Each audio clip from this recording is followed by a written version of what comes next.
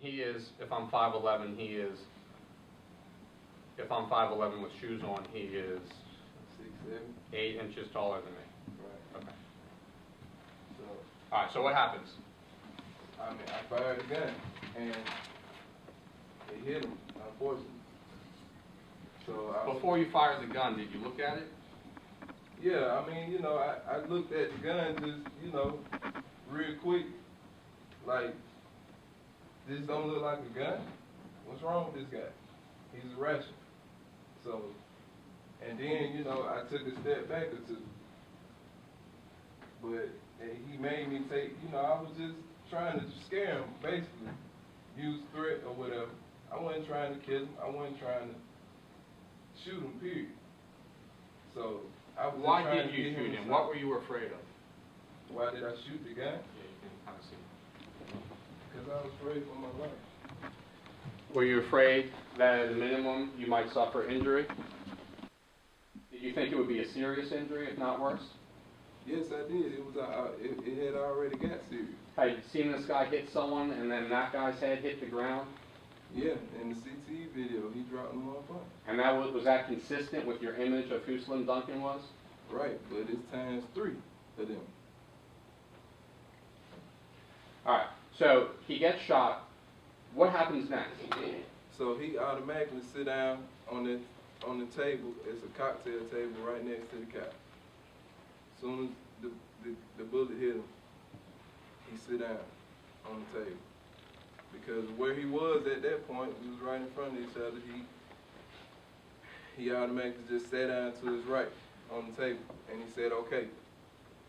And I lowered the gun, and I said, "You know, I told you to stop. Why you didn't stop?" And as I'm saying this, I'm bagging myself out the back door because they about to come across their threshold anytime shooting.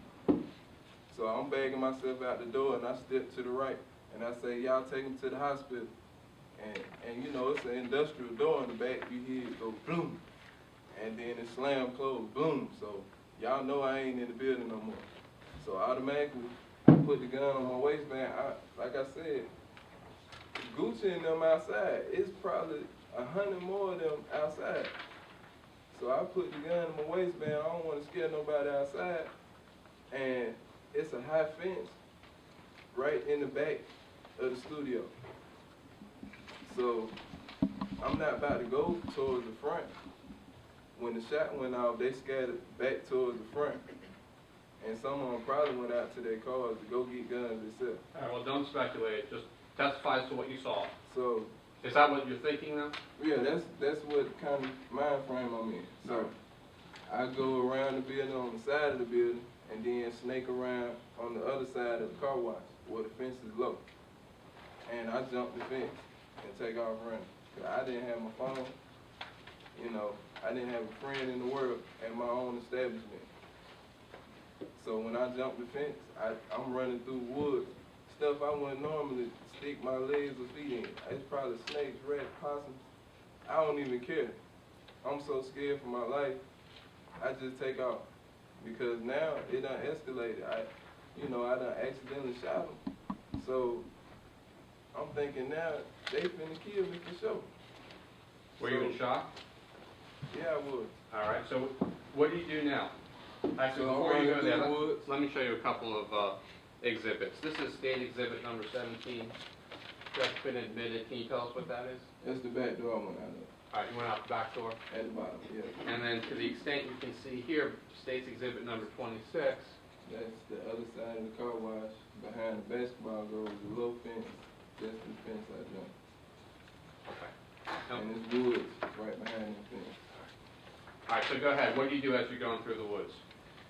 Well, I'm tripping over vines and, you know, just like in the movies, when I run, I fall. And I get up and, I'm looking back more than I'm running forward. So I'm thinking they on my heels and they coming.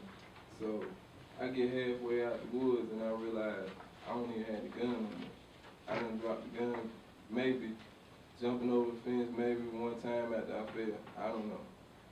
So now I'm definitely scared because I don't have no means of protection now. So, I keep running. and I come out on the back street that was behind the studio. And I get out on the street.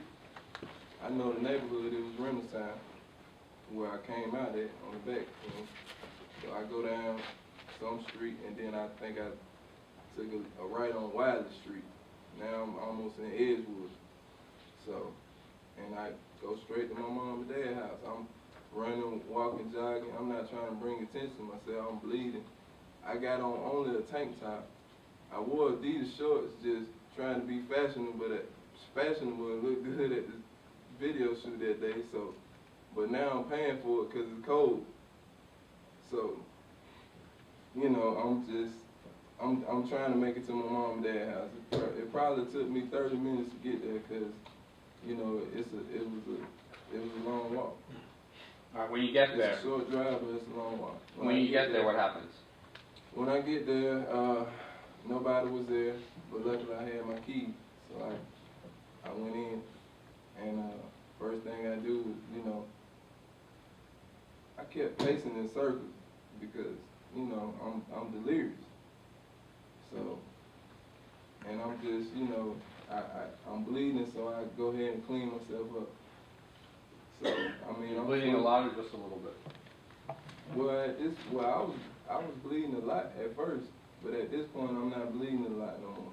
I mean, I was bleeding a lot. It was running down my chest, the wound, and then, you know, like, and before they pulled him off of me, when they had his arm, he bit me on the chin. So, and I had like a slash on my nose or something like that. So, you know, I mean, I'm bleeding, but, you know, it's gonna slow down at this point. So I cleaned myself up, and automatically, I had 2 phones at that time. So when I took a shower at my mom and dad's house earlier that day, I accidentally left my phone, my iPhone, at my mom and dad's house. So my phone is dead by the time I get there. I guess it's been ringing off the hook while I was gone. All right, before we get to your phone, I'm just going to show you what's been marked as Defendant's Exhibit Number 9. Do you recognize that? Yeah, it's a picture of my nose I took. All right, is that also taken 3 days later? Yes. All right, and from there, is that, I mean, it looks like a nick on your nose? Yeah. Superficial. All right, so what happens with your phone? Well, like I said, my phone was dead, so. And I'm sorry, Judge. I move to admit defendant's non-use evidence. No objection. So admitted, you may now publish. So, like I said, you know, I had, I didn't clean myself up, but I'm still pacing in circles. So, you know, I'm coming down, my adrenaline still pumping. I'm still nervous, I still got butterflies, so I just lay down.